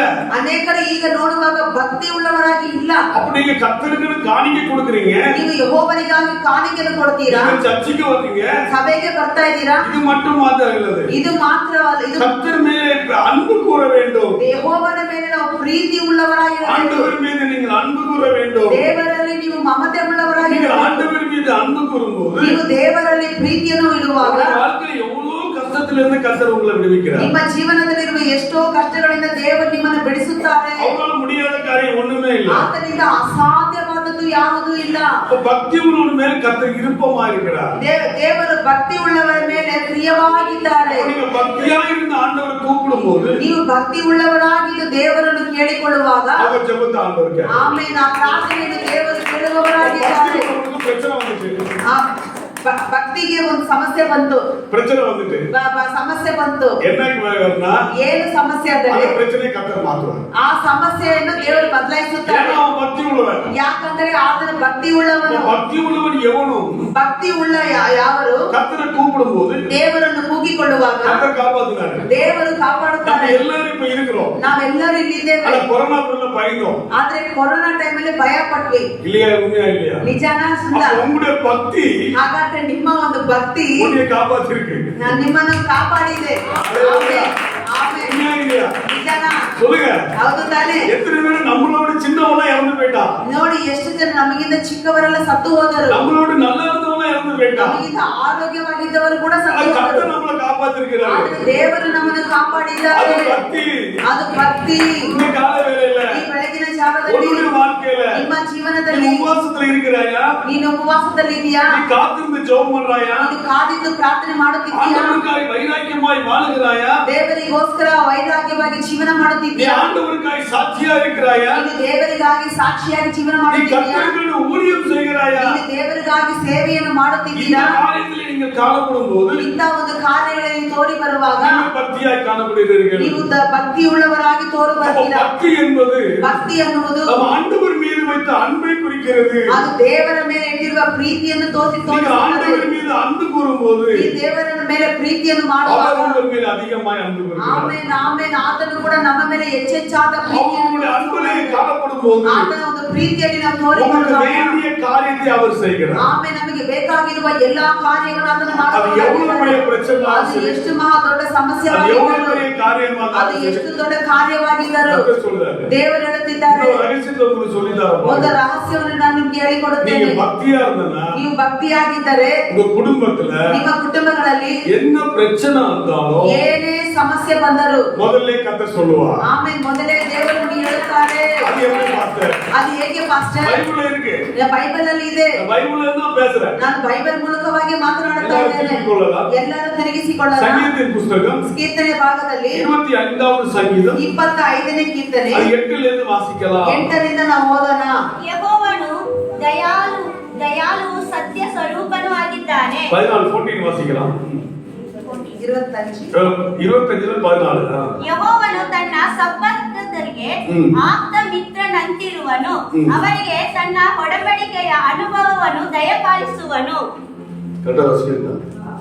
ஓகே. அப்ப என்ன அர்த்தம்னா ಹಾಗಾದ್ರೆ ಏನು ಅರ್ಥ ಅಂದ್ರೆ கர்த்தருடைய ரகசியம் ಯೆಹೋವನ ಒಂದು ರಹಸ್ಯ யார்கிட்ட இருக்குது? ಯಾರ ಬಳಿಯಲ್ಲಿದೆ? பக்தி உள்ளவங்க இருக்குது. ಆ ಭಕ್ತಿ ಉಳ್ಳವರ ಬಳಿಯಲ್ಲಿದೆ. புரிஞ்சுதா உங்களுக்கு? ಅರ್ಥ ಆಯ್ತಾ ನಿಮಗೆ? உங்களுக்கு விரோதமா நான் சொல்றேன். நான் உங்களுக்கு விரோதமா ನಿಮಗೆ ವಿರೋಧವಾಗಿ ஒரு ஆள் சரி பண்றான். ಒಂದು ಆಳು ಒಂದು ಪ್ಲಾನ್ ಮಾಡ್ತಾ ಇದ್ದಾರೆ. ஏதோ ஒண்ணு பண்றான். ಏನೋ ಒಂದು ಮಾಡ್ತಾರೆ. கர்த்தர் முதல்ல சொல்லுவார். ಮೊದಲು ದೇವರು ಮೊದಲೇ ಹೇಳುತ್ತಾರೆ. உன்னை எழுப்பி சொல்லுவாரு.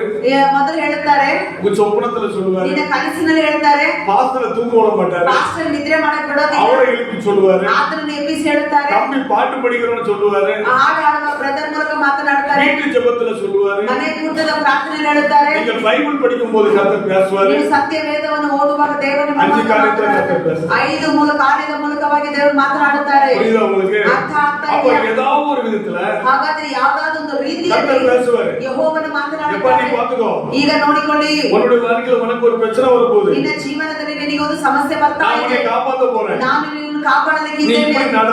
ನೀನು ಈ ರೀತಿ அப்படி ನಡೆದು கர்த்தர் சொல்லுவார். ಆ ರೀತಿ ಯೆಹೋವನು ಮಾತನಾಡುತ್ತಾರೆ. காரணம் என்ன? ಕಾರಣವೇನು? கர்த்தரிடத்தில் பயந்தவிடத்திலே ದೇವರ ಬಳಿಯಲ್ಲಿ ಭಕ್ತಿ ಭಯಭಕ್ತಿ அவர் ரகசியம் இருக்குது. ಆಮೇಲೆ ಆತ್ಮ ಮಿತ್ರನ ಬಳಿಯಲ್ಲಿ ಆತನ ರಹಸ್ಯ ಇದೆ. அல்லேலூயா. அல்லேலூயா. ஒருத்தர் உன்னை ஏமாத்த போறாங்கன்னா ಒಬ್ಬರು ನಿನ್ನನ್ನು ಏಮಾರಿಸಲಿಕ್ಕಿದ್ದಾನೆ. கர்த்தர் முதல்ல சொல்லிடுவார். ದೇವರು ಮೊದಲೇ ನಿನ್ನ ಅವನು ಏಮಾತ ಪುನಃ. ಆತನು ನಿನ್ನನ್ನು ಏಮಾರಿಸುತ್ತಾನೆ. ನೀ ಎಚ್ಚರಿಕೆ ಇರು. ನೀನು ಎಚ್ಚರಿಕೆವಾಗಿರು. உடனே எச்சரிக்கையா இருப்போம். ತುಂಬಾ அப்ப யாருக்கு இத கர்த்தர் சொல்றாரு? ಹಾಗಾದ್ರೆ ಯಾರಿಗೆ ಇದನ್ನ ಇದನ್ನೆಲ್ಲ ದೇವರು ಹೇಳುತ್ತಾರೆ. நல்ல தெளிவா தெரிஞ்சுக்கோ. ಸ್ಪಷ್ಟವಾಗಿ ಅರ್ಥ ಮಾಡಿಕೊಳ್ಳಿ. பக்தி உள்ளவனுக்கு சொல்றார். ಭಕ್ತಿ ಉಳ್ಳವರಿಗೆ ದೇವರು அப்ப ಹೇಳುತ್ತಾರೆ. உங்களுடைய பக்தியை நீங்க கூட்டும் போது ಹಾಗಾದ್ರೆ ಆ ಭಕ್ತಿಯನ್ನು ನಾವು ಹೆಚ್ಚಿಸುವಾಗ தமிழ் பைபிள்ல வந்து இப்படி போட்டிருக்குது. ಆ ತಮಿಳ್ ಬೈಬಲ್ ಅಲ್ಲಿ ಈ ರೀತಿ ಬರೆಯಲ್ಪಟ್ಟಿದೆ. கர்த்தருடைய ரகசியம் ಯೆಹೋವನ ರಹಸ್ಯವು அவருக்கு பயந்தவனிடத்திலே ಅವರಿಗೆ ಭಯಭಕ್ತಿ ಉಳ್ಳವರ அவர் ಬಳಿಯಲ್ಲಿ தலைமுறை ಉಡன்பಡಿಕೆ தெரியப்படுத்துகிறார். ಆಮೇಲೆ ಯೆಹೋವನ ಒಂದು ತಲೆಮಾರುಗಳ ಒಂದು ರಹಸ್ಯವನ್ನು ತೋರಿಸುವವನಾಗಿದ್ದಾರೆ. அப்போ கர்த்தருடைய ரகசியம் ಹಾಗಾದ್ರೆ ಯೆಹೋವನ உன் குடும்பத்தை குறித்த ரகசியம், ಆ ಕುಟುಂಬದ ಬೈಬಲ್ உன் சொந்த குறித்த ரகசியம், ಆಸ್ತಿಯ ಕುರಿತ ರಹಸ್ಯ, உன் வீட்டை குறித்த பிரச்சனை ಆತನ ಮನೆಯ ಕುರಿತಿರುವ ಸಮಸ್ಯೆ எல்லாத்தையும் கர்த்தர் அறிந்திருக்கிறார். ಎಲ್ಲರೂ ದೇವರ ಬಲ ಅರಿತವರಾಗಿದ್ದಾರೆ. காரணம் என்ன? ಕಾರಣವೇನು? அவர் உன் மீது அன்பு வைத்திருக்கிறார். ಆತನು ನಿನ್ನ ಮೇಲೆ ಹೆಚ್ಚಾದ ಮಮತೆ ಕಾರಣವೇನು? ಕಾರಣವೇನು? நீ பக்தியா இருக்கிறார். ನೀನು ಭಕ್ತಿ ಉಳ್ಳವಳಾಗಿದ್ದೀಯಾ? நீ பக்தியாய் காணப்படும் ನೀನು போது ಭಕ್ತಿಯಾಗಿ ತೋರಿ உன் ಬರುವಾಗ பிள்ளைகளை அவர் பாதுகாக்கிறார். ಆಮೇಲೆ ನಿನ್ನ ಮಕ್ಕಳನ್ನು ಸಹ ಆತನು உன் ಕಾಪಾಡುತ್ತಾನೆ. குடும்பத்தை பாதுகாக்கிறார். உன் வேலையை பாதுகாக்கிறார்.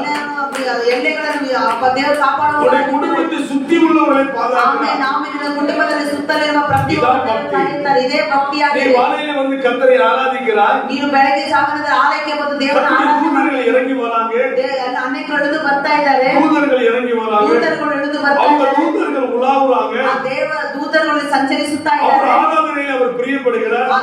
ಅಂತ ಒಂದು ಆರಾಧನೆ ದೇವರು ಇಷ್ಟಪಡುತ್ತಿದ್ದಾರೆ. என்னுடைய மகள் ஆராதிக்கிறார் அவர் சொல்றாரு. ನನ್ನ ಮಗಳು ಆರಾಧನೆ அவர் ಮಾಡುತ್ತಿದ್ದಾರೆ. எவ்வளவு தைரியமா ஆராதிக்கிறார் ನೋಡಿ சொல்றாரு. ಆಕೆ ಎಷ್ಟು ಧೈರ್ಯವಾಗಿ ಆರಾಧನೆ அவர் ಮಾಡುತ್ತಿದ್ದಾರೆ. பிரசன்னத்துல இறங்கி வருது. ಆತನ ಪ್ರಸನ್ನತೆ ಇಳಿದು அந்த ಬರ್ತಾ ಇದೆ. பிரசன்னத்தோடு நீங்க கடந்து போறீங்க. ಆ ಪ್ರಸನ್ನದ ಒಂದಿಗೆ ನೀವು ಹಾದು அவர் உங்க ಹೋಗುತ್ತೀರಾ. மேல் நோக்கமா இருக்கிறார். ಆಮೇಲೆ ಆತನ ನಮ್ಮ ಮೇಲೆ அப்ப ಪ್ರಿಯವಾಗಿ பக்தி உள்ளவர்களை காணப்படும் போது ನಾವು ಭಕ್ತಿ ಉಳ್ಳವರಾಗಿ ತೋರಿ ಬರುವಾಗ கர்த்தர் உங்களை காப்பாத்துறாரு. ಆಮೇಲೆ ಯೆಹೋವನೇ ನಮ್ಮನ್ನು ಕಾಪಾಡುತ್ತಿದ್ದಾರೆ. ஒரு சமயத்திலே ಒಂದು ಸಮಯದಲ್ಲಿ போபால் என்ற ஒரு இடம் ஒரு இந்தியாவில் இருக்கிறது. போபால் ಬೋಬಲ್ ಎಂಬ ಭಾರತ ದೇಶದಲ್ಲಿ ಒಂದು ಸ್ಥಳ ಇದೆ. அது இந்தியால இருக்குது. ಅದು ಭಾರತ ದೇಶದಲ್ಲಿ அது ಇದೆ. மத்திய பிரதேசத்திலே தலைநகரம். ಅದು ಮಧ್ಯ ದೇಶಕ್ಕೆ ತಲೆನಗರವಾಗಿದೆ. அந்த இடத்திலே ಅಂತ ಒಂದು ಸ್ಥಳದಲ್ಲಿ ஒரு 10 வருஷத்துக்கு முன்பாக 10 ವರ್ಷಗಳ ಹಿಂದೆ ஒரு விஷவாயு கலந்து விட்டது. ಒಂದು ವಿಷದ ಗಾಳಿಯಲ್ಲಿ ಹರಡಿಬಿಡ್ತು. அந்த விஷவாயு ஊருக்குள்ள பரவி ಆ ವಿಷದ ಗಾಳಿ ಊರೆಲ್ಲ ಹರಡಿ 20,000 பேர் இறந்துட்டாங்க. 20,000 ಜನರು ಸತ್ತು ಹೋದರು. சொல்லுங்க புரிஞ்சுதா? ಅರ್ಥ ಆಗ್ತಾ ಇದೆಯಾ? 20,000 பேர் இறந்துட்டாங்க. 20,000 ಜನರು ಸತ್ತು ஆனா ಹೋದರು. பாருங்க, ಆದ್ರೆ ನೋಡಿ கர்த்தரை நம்பி இருக்கிற குடும்பத்தை ಯೆಹೋವನನ್ನು ನಂಬಿರುವ ಕುಟುಂಬವನ್ನು கர்த்தர் காப்பாத்தினார். ಯೆಹೋವನೇ ಕಾಪಾಡಿದನು. எப்படி? ಇದು ಹೇಗೆ? கர்த்தர் சொன்னாரா? ದೇವರು ಹೇಳಿದ್ರು. ஒரு மிஸ்டரி தட்டி எழுப்பினாரா? ಒಂದು ಸೇವೆಯನ್ನು ಆತನ ಸೇವಕರನ್ನು ತಟ್ಟಿ ಎಬ್ಬಿಸಿದರು. இந்த ஓட்டை எல்லாத்தையும் அட, ಈಗ ಮನೆ ಕಿಟಕಿಯೆಲ್ಲ ಮುಚ್ಚು. இந்த ஜன்னலோட ஓட்டை கிட்ட எல்லாத்தையும் அட, ಆ ಕಿಟಕಿನಲ್ಲಿರುವ ಎಲ್ಲಾ ತೂತುಗಳನ್ನು ಎಲ್ಲವನ್ನು ಮುಚ್ಚಬೇಕು. எல்லாத்தையும் அடைச்சாரா? ಎಲ್ಲವನ್ನು ಆತನ ಮುಚ್ಚಿದರು. அடைச்சு படுத்துட்டாரு. ಆತನ ಎಲ್ಲವನ್ನು ಕ್ಲೋಸ್ ಮಾಡಿ அந்த ಮಲಗಿಸಿದರು. விஷவாயு வந்துச்சு. ಆ ವಿಷದ ಗಾಳಿ ಬಂತು. அந்த மிஸ்டரி குடும்பத்தை காப்பாத்து. ಆದ್ರೆ ಈ ಸೇವಕರ ಕುಟುಂಬವನ್ನು ಏನು ಹಾನಿ ಮಾಡಲಿಲ್ಲ, ಕಾಪಾಡಿದರು.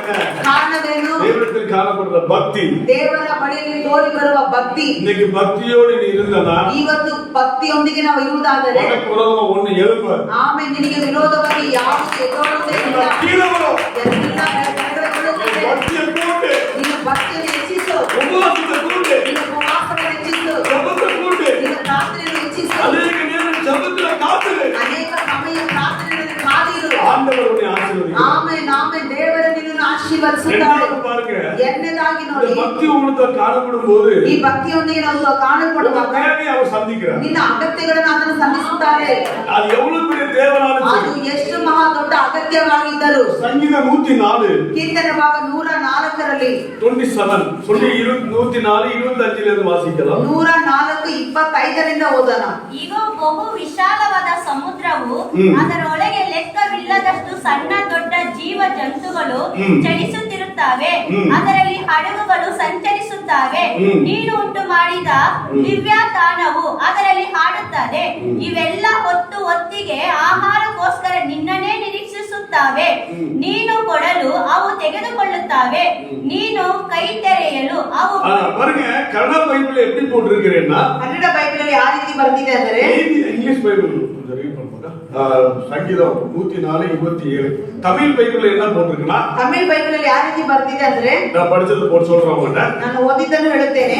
ஏற்ற வேளையிலே அதுக்கு ஆகாரம் கொடுக்கார் என்றும், ತಕ್ಕ ಸಮಯದಲ್ಲಿ ಅದಕ್ಕೆ ಆಹಾರವನ್ನು ಘೋಷಿಸುತ್ತಾನೆ. அது உண்மையை நோக்கி ಅದು காத்துக்கொண்டு, ನಿಮ್ಮನ್ನೇ ನೋಡಿ ನಿರೀಕ್ಷಿಸಿ அதுல ಉಳ್ಳದಾಗಿದೆ. கப்பல்கள் ஓடும், ಅದರಲ್ಲಿ ಹಡಗುಗಳು ಸಂಚರಿಸುತ್ತದೆ, அதுல விளையாடும். ಅದರಲ್ಲಿ ಆಟವಾಡುವ, நீ உண்டாக்கின திமிங்கலங்கள் ನೀನು ಉಂಟು ಮಾಡಿದ ಲಿವ್ಯಾದಾನವು ஏற்ற நேரத்திலே ತಕ್ಕ ಸಮಯದಲ್ಲಿ ஆகாரம் கொடுப்பீர் என்று சொல்லி ಆಹಾರವನ್ನು ಕೊಡುತ್ತೀಯಾ ಅಂತ ಹೇಳಿ உண்மையை நோக்கி காத்துக்கொண்டு. ನಿಮ್ಮನ್ನೇ ನೋಡಿ இது ನಿರೀಕ್ಷಿಸುತ್ತದೆ. ஒரு ரகசியமான பைபிள் வேர்ட்ஸ். ಇದು ರಹಸ್ಯವಾದ ಒಂದು ಬೈಬಲ್ ಇರುವ ವಾಕ್ಯ. அப்போ நான் ஒரு பெரிய பண்டிதர்கிட்ட கேட்டேன், ಆಗ ಒಂದು ದೊಡ್ಡ ವ್ಯಕ್ತಿ ಹತ್ರ இப்ப திமிங்கலம் போட்டிருக்கு, ಇದ್ರಲ್ಲಿ ನಾನು ಲಿವ್ಯ ದಾತ ಅಂತ ದಾನವಂತ கன்னட ಬರೆದಿದ್ದೇನೆ. பைபிள்ல லிவி தானம் போட்டிருக்கு, ಕನ್ನಡ ಬೈಬಲ್ ಲಿವ್ಯ ದಾನ ಅಂತ ಬರೆಯೋದು இங்கிலீஷ் பைபிள்ல என்ன போட்டிருக்குப்பா? This all meant for you, that you may give them their food in due season. இல்ல 27 26 There the ship sail above. There is the leviathan which you have made to play there. அப்போ வந்து அதுல என்ன சொல்லுது அப்படி போட்டிருக்குன்னா, ಅದರಲ್ಲಿ ಯಾವ ರೀತಿ ಹೆಂಗೆ ಬರ್ತಿದೆ ಅಂದ್ರೆ, அந்த திமிங்கலானது ಆ ಲಿವ್ಯ ದಾನವು 1 டன் சாப்பிடுமா. 1 ಟನ್ ಊಟ ಮಾಡುತ್ತದಂತೆ. எப்படி? ಹೇಗೆ? நான் உங்க வீட்டுக்கு வரேன், ನಾನು ನಿಮ್ಮ ಮನೆಗೆ ಬರ್ತೀನಿ. ஃபர்ஸ்ட் அந்த அம்மா சொல்லும், சரி வந்திருக்காரு பாஸ்டர், ಅಮ್ಮ ಹೇಳ್ತಾರೆ, ಪಾಸ್ಟ್ ಹೆಂಗ ಬಂದಿದ್ದಾರೆ, அவருக்கு சாப்பாடு கொடுப்போம். ಅವರಿಗೆ ಒಂದು ಊಟವನ್ನು ಕೊಡೋಣ. சரி ஓகே பாஸ்டர், ಸರಿ, ಓಕೆ ಪಾಸ್ಟರ್, நீ கிளம்புங்க, ನೀವು ಹೊರಡಿ, நான் ஒரு 10 பேரை கூட்டிட்டு வரேன். ನಾನು ಒಂದು 20 ಜನ ಕರ್ಕೊಂಡ್ இந்த ಬರ್ತೀನಿ. வேலைக்கு ஆகாது, ಇದೆಲ್ಲ ಕೆಲ್ಸಕ್ಕಾಗಲ್ಲ. நீங்க ஹோட்டல் போய் சாப்பிடுங்க. ನೀವು ಹೋಟೆಲ್ ಹೋಗಿ ಊಟ ಮಾಡಿ. உங்களுக்கு சாப்பாடு கொடுத்ததுக்கு டன் சமையல் பண்ண முடியாது. ನಿಮಗೆ ಅಷ್ಟು ಊಟ ಕೊಡೋದಕ್ಕೆ, ಅಡಿಗೆ ಮಾಡೋದಕ್ಕೆ ಆಗೋದಿಲ್ಲ. சொல்லுவோமா சொல்ல மாட்டோமா? ಆ ರೀತಿ ನಾವ್ ಹೇಳ್ತೀವ ಹೇಳೋದಿಲ್ವಾ? சொல்லுவோமா சொல்ல மாட்டோமா? ಹೇಳ್ತೀವ ನಾವ್ ಹೇಳೋದಿಲ್ವಾ? நிறைய பேர் இப்ப வராதுன்னு சொல்லிடுவான். ಬರ್ಲೇ ಬೇಡ ನಮ್ಮ ಮನೆಗೆ ಇವತ್ತು. நான் ஊருக்கு போகிறதுக்கு சொல்லிடுவான். ಊರಿಗೆ ಹೋಗ್ಬಿಡಿ ಅಂತಾರೆ. அவ்வளவுதான் முடிஞ்சு. ಅಷ್ಟೇ ಮುಗೀತು. ಅಲ್ಲ திமிங்கல் என்ன பண்ணுது? ಆದ್ರೆ ಲಿವ್ಯ ದಾನವು ಏನ್ ಮಾಡುತ್ತದೆ? 1 டன் சாப்பிடுது. 1 ಟನ್ ಆಹಾರ ಊಟ ಮಾಡುತ್ತದೆ. அது கவலைப்படுறதே இல்ல. ಅದು ಚಿಂತೆ ಮಾಡೋದೇ ಇಲ್ಲ. தண்ணிக்குள்ள கிடக்குது, ಅದು ನೀರಿನ ಒಳಗಡೆ ಇದೆ. அதுக்கு பசி வருது, ಅದಕ್ಕೆ ಹೊಟ್ಟೆ ಹಸಿವು சடுக்கு மேல வருது, ಸಡನ್ ಆಗಿ ಮೇಲೆ ಬರುತ್ತೆ, மேல வந்து நிக்குது. ಮೇಲೆ ಬಂದು ನಿಂತ್ಕೊಳ್ಳುತ್ತೆ. இப்ப யாருடைய வேலை? ಈಗ ಯಾರ ಕೆಲಸ? எல்லாரும் சொல்லுங்க, ಎಲ್ಲಾರು ಹೇಳಿರಿ, யாருடைய வேலை? ಇದು ಯಾರ ಕೆಲಸವಾಗಿದೆ? இல்ல இல்ல ಕೆಲಸ இல்ல. யாரு சாப்பாடு கொடுக்கணும்? ಇವಾಗ ಯಾರು ಆಹಾರವನ್ನು ಕೊಡಬೇಕು? எல்லாத்துக்கும் சத்தமா சொல்லுங்க, ಶಬ್ದವಾಗಿ ಹೇಳಿ. ಯಾರು கொடுக்கணும்? ದೇವರೇ ಆಹಾರವನ್ನು ಕೊಡಬೇಕು. யாரு கொடுக்கணும்? ದೇವರು. யாரு கொடுக்கணும்? ದೇವರು. அப்ப உனக்கு யாரு கொடுக்கணும்? ನಿನಗೆ ಯಾರು ಕೊಡಬೇಕು? கையை தட்டி ஆண்டவரே ದೇವರ ನಾಮಕ್ಕೆ ಮಹಿಮೆ நல்ல ಕೊಡು. ஓடிட்டோம். ಆಮೆನ್. நடுவு கடல், ಮಧ್ಯ அது ಸಮುದ್ರದಲ್ಲಿ ஒண்ணுமே இல்ல, ಅದರಲ್ಲಿ ಏನು ಇಲ್ಲ. அதுல ಅದರಲ್ಲಿ திமிங்கலம் கிடக்குது, ಅದ್ರ ಲಿವ್ಯದಾನವೂ அது ಇದೆ. மேல வந்து காக்குது. ಅದು ಮೇಲೆ ಬಂದು ಕಾಯ್ತಾ ಇದೆ. ಯಪ್ಪಾ. ದೇವರೇ, நீர் உண்டாக்குற ஆள் வந்துட்டேன், ನೀನು ಉಂಟು ಮಾಡಿದಂತ ವ್ಯಕ್ತಿ ಬಂದಿದ್ದೇನೆ, எனக்கு ஊட்ட ಮಾಡಿப்பா, ನನಗೆ ಊಟ ಕೊಡು ದೇವರೇ. கடவுளே எனக்கு உண்டாக்கணும். ದೇವರೇ, ನನಗೆ ಊಟವನ್ನು ಕೊಡು. அவர் பாக்குறாரு, ಆತನು ನೋಡ್ತಾ ಇದ್ದಾರೆ. நீ 1 டன் சாப்பிடுவான், ಅಯ್ಯೋ, ನೀನು ಒಂದು ತಂದು ತಿಂತಾನೆ. உனக்கு சாப்பாடுக்கு நான் எங்க போறது? ಇದು ನೀವು ಊಟಕ್ಕೆ ನಾನು ಎಲ್ಲಿಗೆ ಹೋಗಲಿ? ஒரு நாள் கூட என் தேவன் கவலைப்படுறதில்லை. Amen, amen, amen. அவர்களை காட்டு நாம் விசேஷித்தவர்கள். Amen, amen. ದೇವರು ಒಂದು ದಿನ ಚಿಂತೆ ಮಾಡಿದರೆ ಆತನ நான் ದೃಷ್ಟಿಯಲ್ಲಿ ನಾವು அப்போ ವಿಶೇಷ வந்து ಮಾಡೋದು. பைபிளை படிக்கும் போது ஆண்டவருக்கு வந்து அதிகமா அறிஞ்சிட்டேன். ನಾನು ಬೈಬಲ್ ಅನ್ನು ಓದುವಾಗ ದೇವರ ಬಗ್ಗೆ ಹೆಚ್ಚಾಗಿ ಅರಿತುಕೊಂಡೆ. அப்ப பாருங்க, ಆಗ அந்த ನೋಡಿದ್ವಿ, திமிங்கலம் ಆ ದಿವ್ಯದಾನವು ஒரு நேரத்துக்கு ಒಂದು ಸಮಯಕ್ಕೆ, 1 டன் சாப்பிடுது. ಒಂದು ಹೊತ್ತಿಗೆ 1 ಟನ್ ಊಟ அப்ப ಮಾಡುತ್ತೆ. 1 டன் சாப்பாடு யாரு கொடுக்குறா? ಆ 3 ಹೊತ್ತು ಊಟ ಯಾರು ಕೊಡ್ತಾರೆ? சொல்லுங்க, ದೇವರು. யாரு கொடுக்கா? ಯಾರು ಕೊಡ್ತಾರೆ? அப்ப நம்ம எவ்வளவு சாப்பிடுறோம்? ಹಾಗಾದ್ರೆ ನಾವು ಎಷ್ಟು ಊಟ நம்ம ஒரு ಮಾಡ್ತೀವಿ? நாள் சாப்பிட்டா 1 கிலோ சாப்பிடுவோமா? ಒಂದು ಹೊತ್ತು ಊಟ ಮಾಡಿದ್ರೆ 1 kg ತಿಂತೀವಾ? ஒரு 2 கேஜி சாப்பிடுவோமா? காலையில இருந்து 3 நேரம் சாப்பிடுங்க.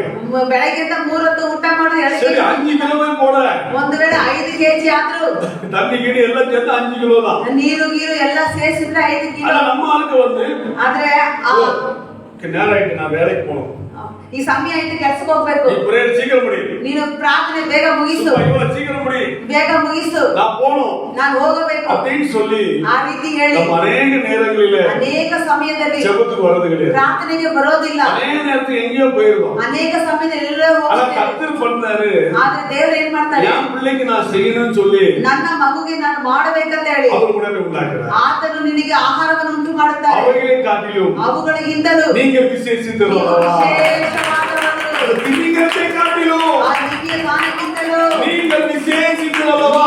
ವಿಶೇಷವಾದವರು. தேவை அனைத்தையும் ಆ ನಿಮಗೆ ಬೇಕಾಗಿರುವ ಎಲ್ಲ ಅಗತ್ಯವನ್ನು கர்த்தர் சந்திப்பார். ದೇವರು அவன் ಸಲ್ಲಿಸುತ್ತಾರೆ. முடியாத காரியம் ஒண்ணுமில்ல. ಆತನಿಗೆ ಅಸಾಧ್ಯವಾದದ್ದು அந்த ಯಾವುದೂ கல்யாணத்துக்கு போய் பார்த்துட்டு ஒரு காசு இல்ல. ಆ ಕಾರ್ಯ ನಮ್ಮ ಮದುವೆ ಮುಗಿಸುವುದಕ್ಕೆ ದೇವರ ಬಳಿಯಲ್ಲಿ ஆனா கர்த்தர் ஆசீர்வாதம் முடிச்சு கொடுத்தார். ಆದ್ರೆ ದೇವರು ಆಶೀರ್ವಾದವಾಗಿ அவர் தேவனா இருக்கிறார். ಅಂತ ಒಂದು ದೇವರಾಗಿದ್ದಾರೆ. அந்த தேவன் ಆ ದೇವರು உன்னுடைய வாழ்க்கையில ನಿಮ್ಮ ಜೀವನದಲ್ಲಿ எல்லாத்தையும் செய்ய மாட்டாரா? ಎಲ್ಲವನ್ನು ಮಾಡುವುದಿಲ್ಲವೋ செய்ய மாட்டாரா? ಮಾಡುವುದಿಲ್ಲವೋ செய்ய மாட்டாரா? ಮಾಡುವುದಿಲ್ಲವೋ செய்வா. ಮಾಡುತ್ತಾರೆ. தேவன் சொல்கிறது. ವೇದಗಳು ಹೇಳುತ್ತದೆ. எல்லாரும் தெரிஞ்சுக்கொள்ளலாம். ಎಲ್ಲರೂ ತಿಳಿಸಿಕೊಳ್ಳೋಣ.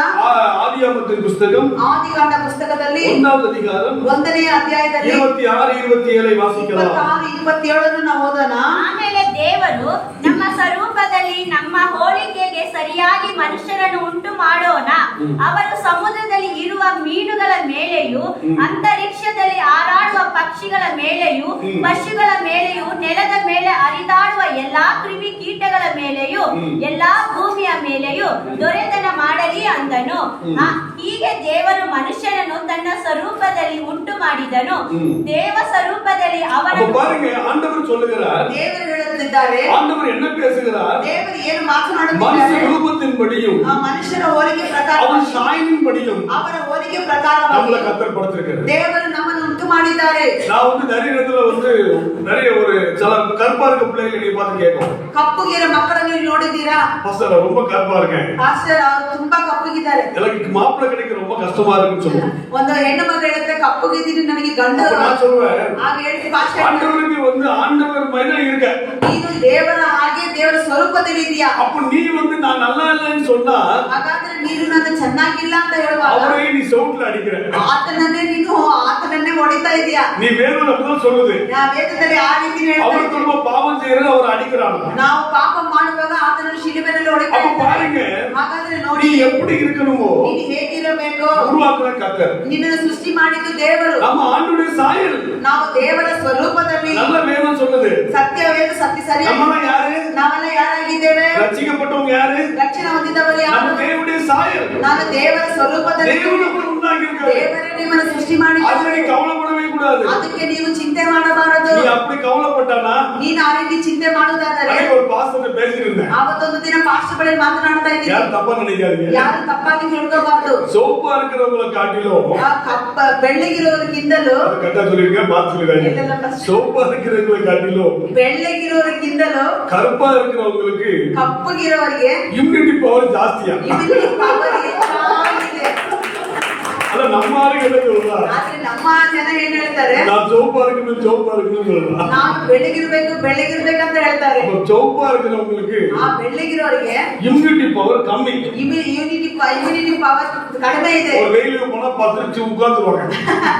ಒಂದು ಬಿಸಿಲಿಗೆ ಹೋದ್ರೆ 10 ನಿಮಿಷ ಹಾಗೆ ಕುತ್ಕೊಂಡ್ಬಿಡ್ತಾರೆ. அவங்க அப்ப என்ன காரணம்? ಹಾಗಾದ್ರೆ ಏನು அப்ப ಕಾರಣ? ஒரு மனுஷனை உண்டாக்கினது கர்த்தர். ಒಂದು ಮನುಷ್ಯನನ್ನು ಸೃಷ್ಟಿ ಮಾಡಿದ್ದು ಯೆಹೋವನು. வேதம் தெளிவாய் சொல்லுகிறது. ಸತ್ಯವೇದ அவர் ಸ್ಪಷ್ಟವಾಗಿ சமுத்திரத்தையும் ಆತನ ಸಮುದ್ರವನ್ನು மச்சங்களையும் ಅದರಲ್ಲಿರುವ ಮಚ್ಚಗಳನ್ನು நீங்கள் ஆள கடவீர்கள். ನೀವು ಅದನ್ನು ಆಳ್ವಿಕೆ ಮಾಡಬೇಕು. அப்ப பக்தி உனக்கு வரும்போது ಆ ಭಕ್ತಿ ಬರುವಾಗ உன் தேவை கர்த்தர் சந்திக்கும். ಆಮೇಲೆ ನಿನ್ನ ಅಗತ್ಯವನ್ನು ದೇವರು ಸಂಧಿಸುತ್ತಾರೆ. உங்களுக்கு சொல்ல புரிஞ்சுதா? ಈಗ ನಿಮಗೆ ಹೇಳುವುದು ಅರ್ಥವಾಯಿತು. 3 காரியங்களை சொல்லியிருக்கிறேன். ನಾನು 3 ಕಾರ್ಯಗಳು ನಿಮಗೆ ಹೇಳಿದ್ದೇನೆ. முதலாவது காரியம், ಮೊದಲನೇ ಕಾರ್ಯ, இந்த காரியம் பரிசுத்தமாய் ನೀವು ಪರಿಶುದ್ಧವಾಗಿಯೂ வாழ வேண்டும்.